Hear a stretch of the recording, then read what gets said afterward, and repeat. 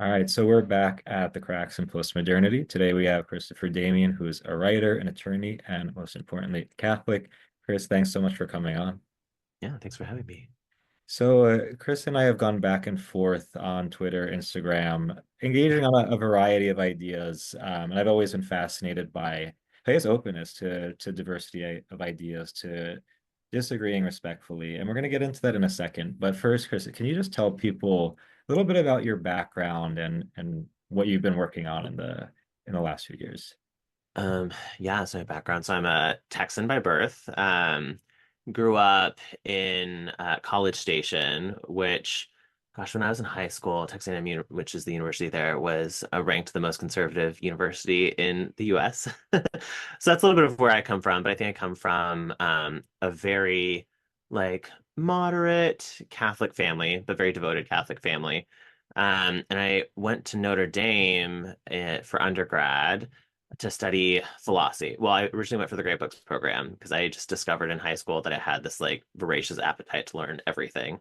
But I ended up graduating with my degree in philosophy and a minor in classics. And then I went to the University of St. Thomas in Minnesota to get my law degree and my master's in Catholic studies. Over that period, kind of grad school and beyond, I did a lot of writing on Catholicism and sexuality, especially Catholicism and like homosexuality or homoerotic desire. So that's what I was primarily working on in graduate school. But for a variety of reasons, I pursued the attorney route for my career. So now I work for a technology company in kind of a management position overseeing a contracting and compliance team. There's been a surprising amount of overlap between a lot of the work that I had done, kind of studying the church and homosexuality and the clergy abuse crisis, and how I've kind of like learned and grown to be a manager at my company.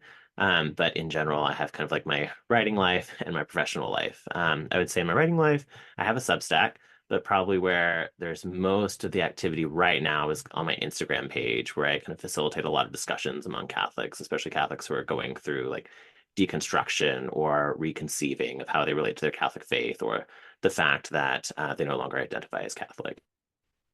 I'm curious to know more about how studying the humanities shaped the way you enter into the business world. Because I don't know, I mean, most people would think of them as kind of polar opposite fields, but it seems like for you, there's some kind of synthesis or overlap. So Yeah. tell us about that. Yeah, I mean, I did a lot of virtue ethics in college, so I read a lot of MacIntyre. And one of the big things I got out of MacIntyre is maybe don't work in financial services. But also, I think that it taught me a lot about kind of the role of leaders. Mhm. And actually, in his most recent book, Ethics, in the Conflicts of Modernity, he talks a little bit about businesses that kind of bring out the best in people and managers that and leaders that enable people kind of at the ground level to have more control about like the means and ends of their work. And I think that drives a lot of the way in which I manage people. I tend to be fairly hands off and really rely on the people under me to kind of direct a lot of their work, which I think kind of helps to bring out the best in people, but also helps them grow. Um, I think also just a lot of the work that I'd done studying the clergy abuse crisis did a lot to kind of help me check myself as a manager. I had a colleague once tell me that becoming a manager is kind of like becoming a parent, where you find yourself doing all the things that you said you would never do. And I think studying the clergy abuse crisis helped me to learn ways to open up myself to critique or create more transparency with the people who work under me. So, yeah, there's been a surprising amount of overlap between my Catholic life and the way I show up in my professional life in good ways, I think. Yeah, and it's also interesting how I've been following your work for a while, and it seems like there's a real evolution in the way you think about certain concepts, especially having to do with the church, with theology. And yeah, and again, even if I may not agree with every conclusion you come to, I really respect how like your thoughts are always alive, like they're not static. Like if there's something that really is poking at your conscience, like you allow yourself to kind of be provoked to reevaluate that, to look at that. Mhm. And I think that's something, especially like for people of faith, like it's something that I guess we shy away from because, we don't want to fall into doubt. We don't want to lose our faith. But at the same time, if we just like rigidly hold on to something, even though something is indicating, well, maybe the way we understand it is not totally accurate. Like I say, I think there's something virtuous about it. And I'm wondering, I don't know, like, was there a point where that was difficult for you to allow yourself to kind of reevaluate certain beliefs or ideas you had? Yeah, absolutely. I mean, I think especially when it comes to kind of the question of sexuality, which I think if you grow up in a tight-knit Catholic culture, like I kind of drove myself into as a youth, there is often this insecurity that if you get it wrong, you'll get everything wrong, or if you do it wrong, you'll get everything wrong. Um, and so I think for me, there have been a few things that I've found helpful. One is actually from a little book on Freud that I often reference by Jonathan Lear. It's an introduction, and he talks about kind of the role of the psychoanalyst and kind of putting us, I guess, quote unquote, putting aside morals for the sake of the therapeutic relationship, where the number one concern is honesty. And he talks about the value of having, I think he calls it like a teleological suspension of the real, where you set aside certain things so you can process or explore other things, and then you bring them back together. So maybe for the sake of kind of working through shame within a therapeutic relationship, maybe you would put your religious views in a box and just process how you feel about a certain thing, or maybe how you feel about your sexuality. And the goal there isn't necessarily to move to a position where you would live in a way that's contrary to your religious beliefs or your religious like belief system. But it's really for you to explore something internal, and then you come back into your life and you bring those things together again in the hopes of finding a better integration. And I think I found that very helpful for thinking through how do I want to approach my intellectual life? How do I want to approach my life in community and create space for people that might be very different from me, but might have things to teach me in unexpected ways? Mm. So that's something that I think has been really helpful for me personally. In terms of my views, a lot of people, because I write and speak about controversial topics like clergy abuse or sexuality, a lot of people want to know like where I fall on kind of the most clear partisan divisions on controversial topics. And a lot of times I'll tell people I don't really know what I think exactly about that issue, but I can tell you some of the things that I think through when I'm processing that issue. And I think especially when it comes to sexuality, to me, that's something that seems like a much more humane approach, because like human sexuality and desire is so complicated. And I think that settling easily or too quickly into a fixed position on like on a difficult or mysterious topic can a lot of times make you get it wrong in very important ways. Yeah, and again, I think there's a real moral question here about like humility as a virtue, which again, like it's something that I see you tweet about, that you talk about a lot. And also you've mentioned the role of like intellectual restraint. So like Mm. you may have an immediate reaction to something and feel this impulse to like, I have to take a stand, like I have to show that I'm on this side and I'm against whatever. Whereas in reality, especially with, again, things having to do with faith, things having to do with sexuality, like, yeah, there are a lot of nuances. There are a lot of emotions involved. Like, there's, people's dignity at stake.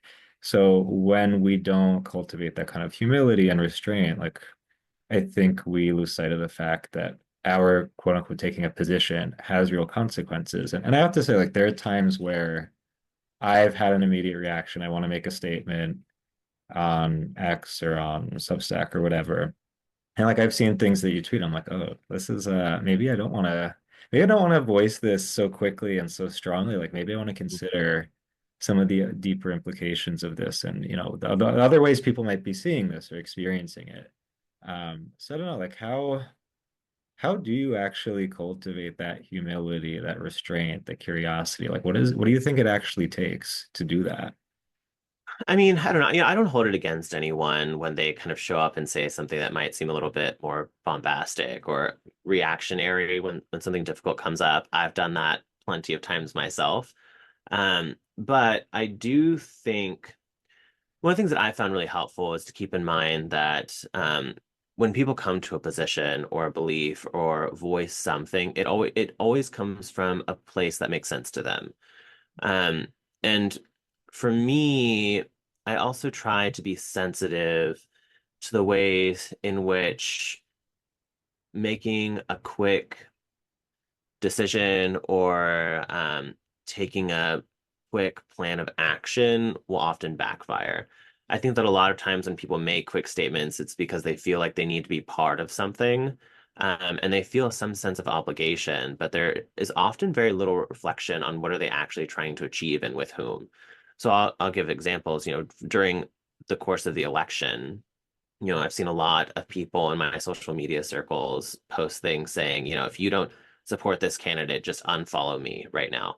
And I can certainly understand that. But that sort of thing I have found often entrenches people with opposing views into those views. And so if your goal is to have some sort of influence there, I would recommend a very different approach. But that requires a lot of restraint and openness that feels very dangerous to a lot of people. Yeah, I mean, aside from the moral side of making those kinds of statements, like I think it's a matter of charity that like I would not ever say if you believe X, Y, and Z, unfollow me, never speak to me Mhm. again. Because like I do think, especially if I have a relationship with you, like your dignity, our relationship, like takes priority over whatever your opinions may be, unless your opinions really start to shape the way you act and treat people.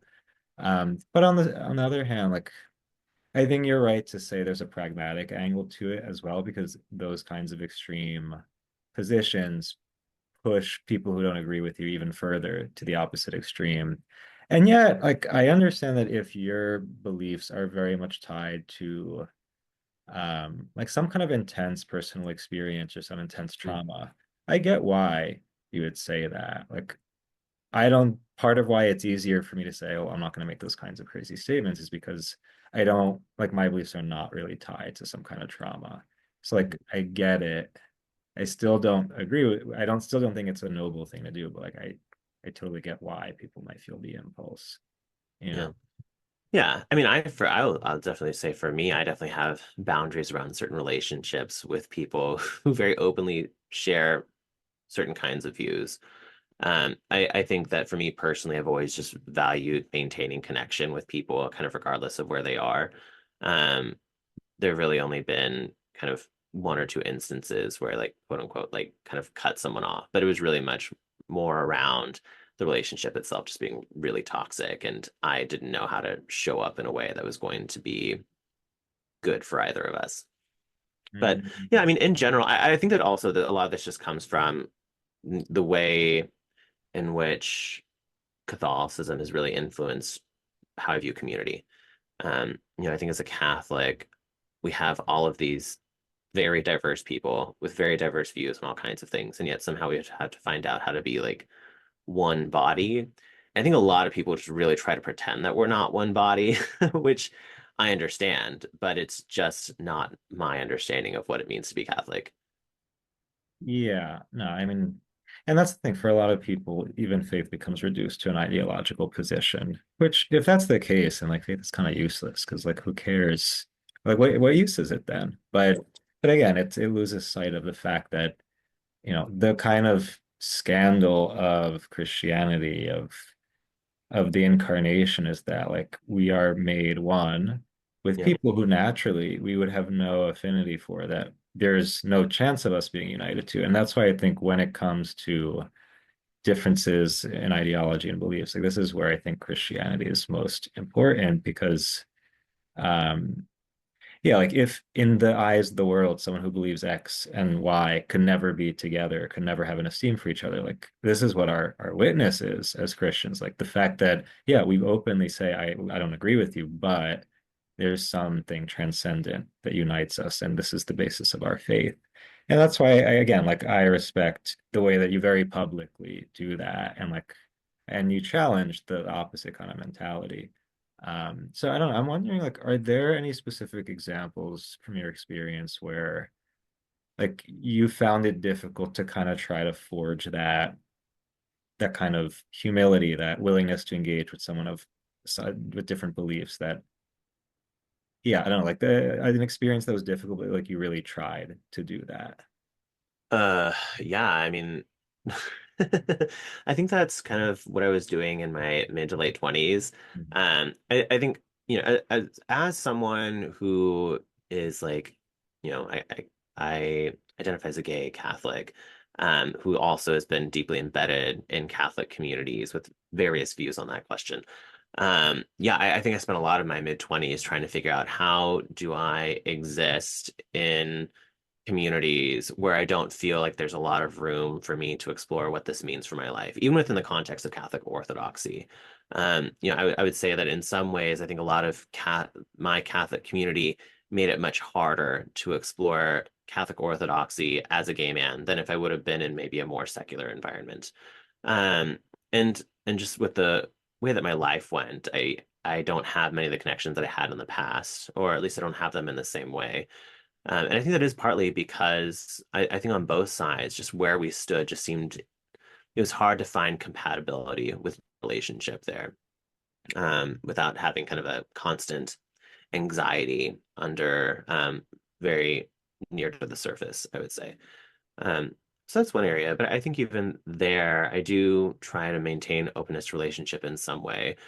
I do understand people that want to prioritize spending time around others who do have similar worldviews or who do have worldviews where they feel there can be mutual support across the various dimensions of your life. And I do think that's good. Ultimately, I think, relationships are meant to have mutuality.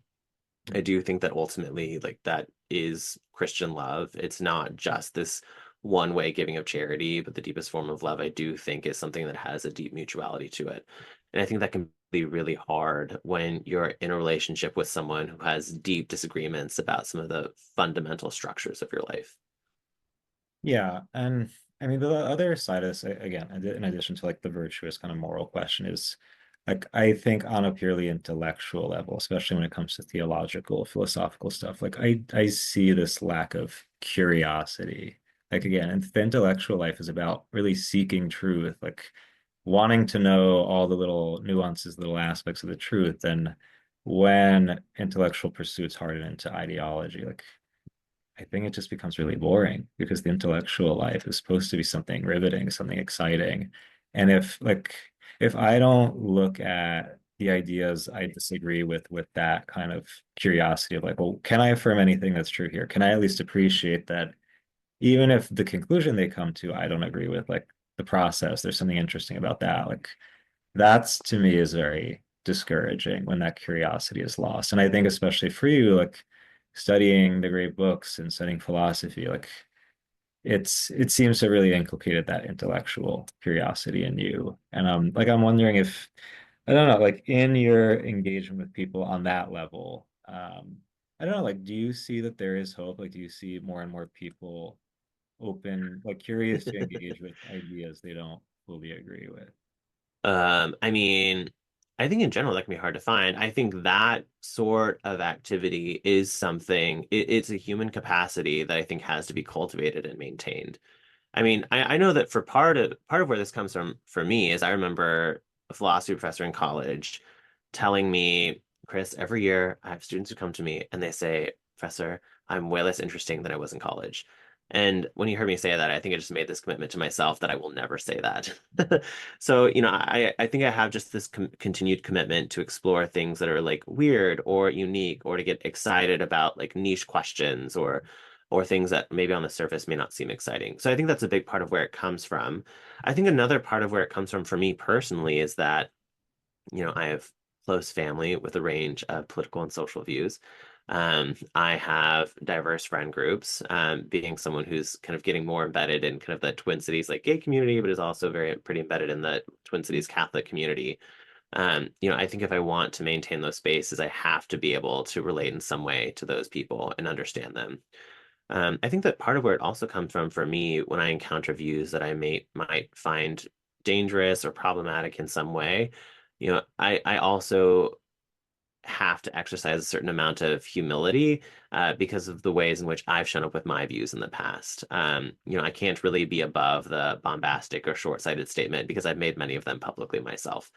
And I actually find it really helpful in some ways to have past writings where I just wrote things that just weren't true. But I think I was so self-deceived at the time that I couldn't really comprehend it then. So I think, yeah, some of it is also just the forced humility of life. Yeah, and I mean, I think especially what you're just saying now, that like the ability to look back at something you said and be like, oh wow, like I was really off, or like that was really messed up that I said that. Like that's it's refreshing and it's just like really needed because it's just so human. Like, yeah, we part of growing, part of maturing is being able to look back and say, like, yeah, what I did back then, like that was a mistake, and I'm able to own up to it. I'm able to poke fun at myself for it. Like, if we can't do that, then again, not only is it morally concerning, like I think it just makes everything we do much more boring because like that's what makes things fun. Like the fact that we're human and we screw things up and we learn from mistakes. Like I don't know. So it's yeah, again, it's just like it's just very refreshing to hear that kind of attitude. But I mean, I do have to say for myself though that I think after 2020, after COVID and everything, like as much as things are wild in plenty of ways, I do see these pockets of like something fresh happening. Like I'm seeing places where people are willing to engage with new ideas that they may not completely agree with. But I don't know, like for example, like the stuff, the people that have been contributing to our Substack at Cracks and Poema, like we have people of a variety of religious, political, ideological beliefs, but who are contributing because they're curious to learn more and to talk about a variety of topics with people they may not completely agree with. And I don't know, for me, that's been a huge source of hope. And it's not easy because sometimes people do get pissed off and they do want to cancel you or whatever. But um, I don't know. I think like especially as Christians, like we have a duty to cultivate those little pockets, Yeah. really foster spaces of hope and openness like that. Yeah. Um, Yeah, one of my concerns when I think about something like cracks in post-modernity is, I found that a lot of times, so I do think there's an appetite for that sort of thing. I think that there are a lot of people that just have a lot of fatigue from the way in which popular discourse tends to go. Um, but I also think, the spaces of thoughtfulness, I think, tend to work really well in pockets and are really hard to institutionalize. mm, So one of the things that I always think about when I see kind of a smaller podcast or a publication that's really interesting and exciting, um, I've, observed or been a part of a number of them. And one of my concerns as they get larger and more popular, start to institutionalize more and more, is that a lot of times there's this subtle over time becoming beholden to certain ideologies or certain hard lines on positions. And I think it's hard to maintain thoughtfulness at scale. mm, So that's one of the things that I think about. And I think it's also partly why I like doing my own smaller scale thing off to the side at this point in my life. I find it really helpful that my income is not tied to what I believe about things or my writing or my intellectual life. So I think I have a lot of freedom. I think that's definitely a privilege that I try not to take for granted in contrast to, I mean, even a lot of my friends in academia who, it's a profession that's oriented around thoughtfulness, but it's very hard to be openly and fully thoughtful in a lot of those spaces because you're so concerned about how certain things will be perceived in ways that might put your career on the line. yeah, no, I think that's definitely something that a lot of people who have these kinds of little projects or in these pockets, um, have to be very aware of. And again, like if you're privileged to have other source of incomes, like helps, but um, I do think a lot of it comes down to a matter of discernment, I would say, because there are all these like yeah, there are certain pragmatic factors you have to take into account. Like you can't be a purist all the time, but like you really need to be attentive to the spirit and see like is this project heading in a direction that's not true to first to like the original intention, but also like is this a service to the common good? Like are we losing sight of the ultimate purpose of this?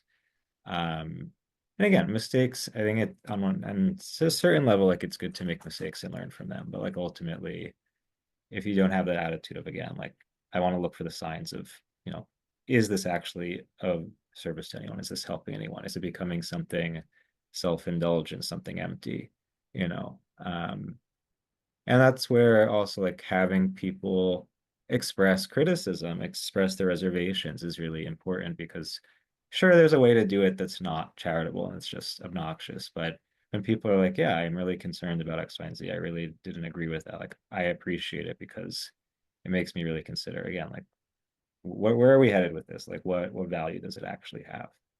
You know?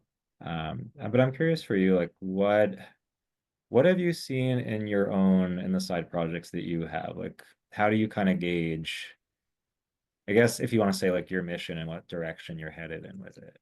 Yeah, it's kind of funny. So you're saying, one of the things to be concerned about is, like projects and things becoming kind of like vanity projects, or um, and on the other hand, I think that it's often helpful to just accept that a lot of these things are vanity projects, right? To a certain extent. When I think about my writing or my public Instagram account, or the way that I show up on social media, I hope that it helps people, and I have little ways of kind of checking the temperature on that. But I think also I found it really helpful to be really open with the fact that, like, I do this because it interests me and because I have time for it, and because I personally get a lot out of it. I'm learning, I'm connecting with people, I am able to promote some of my stuff. I do make a little bit of money from my Substack. And I try to be really open and transparent with that. I was trying to think. I got a criticism somewhat recently from someone who was just saying, your writing is just self-serving, and I didn't disagree with that. My writing is absolutely self-serving. Um, I don't think that I would do it if I didn't get things out of it. And there are certain times when I do put things on the line. In order to write something, or I take risks that I hope will help someone else, and might come and blow back on me. I certainly do that. But there's a great deal to which a lot of the stuff that I do is very self-serving, and it's just driven by what I like to do. I don't necessarily think that it's a problem. And in some ways I think there can be more honesty, but then also more weirdness about it, because it is just reflective of a lot of my bizarre interests. And creating space for people to kind of explore them with me. Um, but yeah, I don't know. I try to be focused on what will really help people, but I try to be very transparent that that's not everything that it's about. Yeah, and on one hand, I think, yeah, like if your work is not in some way serving you, doesn't actually help you, then yeah, it's not, there's something not really genuine. And sure, there's a difference between like pure self-indulgence and like a kind of vapid, selfish way, and like something that's actually helpful to you and that you want to share with others because you think it might be of value to them as well. Um, where do you draw the line? Like, how do you like distinguish between actual constructive criticism and someone just like spewing hate at you? Um, oh, I don't know that there is always a clear line. Um, I think for me personally, it is helpful to just continue to come back to, what people put out there always comes from a place that makes sense to them. Um, I do create a lot of space, I think, for people to just kind of share anger, frustration, just to kind of put out unvarnished feelings on various topics. I do think it is helpful to share those things so that people can see where others are coming from, where they may be struggling emotionally or struggling with processing. But I think more and more what I try to do is create spaces that might help facilitate like healing and connection. So for me, Instagram account, I will say basically I'll pick a Catholic ministry that I know people have struggled with or feel harmed by, and I'll just ask people to share their stories or perspectives or experiences with the ministry. And I've had a number where people have just shared basically like the people were horrible, they treated me really badly, it created all these issues in my life, and I hate them. And I do think that it's really good and valuable to have spaces for people to share things like that, so we can better understand where others are coming from, or the ways in which the things that we do might impact them in unexpected ways. But I do also try to be cognizant of the ways in which, those types of spaces can sometimes just spiral into like I don't know if it's like just a communal self-indulgence and anger is how I describe it. But there's something really, I found it helpful to do a lot of therapy and to be around a lot of therapists. And one of the things that they've told me is that it's not always helpful for people to just talk about their trauma. Because if they re-enter that space, it can be kind of a reliving of the trauma and doesn't help them move forward or heal. So I also do try to keep that in mind, and kind of to um, check the temperature as people are sharing. Yeah, I think that's definitely, yeah, an important thing that you have to keep in mind, you have to consider. So okay, I also want to ask you, like, intellectually, what has been helping you lately? Like I know you've said to me and you've posted about Edith Stein, but are there, I don't know, like any other people, books that you're reading that you think have just been helpful to you in your own intellectual pursuits? Yeah, I mean, I read a lot of Renee Girard over the last year. Oh, okay. Yeah. I Um, mean, that was extremely helpful. Just, intellectual life, then also processing how do I show up in the election cycle? How do I show up in the midst of Catholic conflicts that can get really nasty at times? But then also reflecting on the ways in which kind of like heated discourse or public discourse can change me in ways that I may not realize very subtly. And so I think continuing to reflect on that, find ways to mitigate it, but then also taking on a certain amount of humility, just knowing that it's going to happen to a certain extent, regardless of what I do. yeah, yeah, no. Um, yeah, and I think ultimately that I think it just comes back to this like this sense of curiosity and humility that whether it's in our again our own intellectual pursuits or engagement with people online over political theological debates, in our especially in our interpersonal relationships, that um, that's really crucial and that like really keeps things alive rather than again stagnating and like, oh, I'm just going to preserve myself in this little faction, this box, which is convenient for me, so then I don't have to engage with the way that my beliefs might impact someone or ultimately like my need for communion with others, because I think that is the biggest thing that we lose sight of. That like we are made to be united. Like we're not designed to be in our little boxes. And it's, we're hurt by kind of settling to just stay stuck in there, you know. Yeah. Um, so I want to ask, so before we wrap up, I know again, like you have a lot of writing, a lot of projects going on. What do you want to plug to listeners who are unfamiliar with your work? Yeah, I think probably the space where most of the stuff is happening is my Instagram account. Yeah, where people continue to just, I actually really love it. I have a range of followers there, people who identify as in the church, people who identify as out of the church. Um, I think that my followers tend to skew more like left-leaning in their social views and politics, but there is a range, and so a lot of times I'll ask people, what do you think about about a particular issue or figure or organization in the church, and people will share their thoughts, and I think that's a really good space to encounter views that are much more common around you than you realize, but a lot of people don't want to voice. So that's a big space. I think over the last year, I've been writing less and reading more, but eventually I think the Substack will get going again. Awesome. Awesome. Well, Chris, thank you for coming on. Yeah, thanks for having me.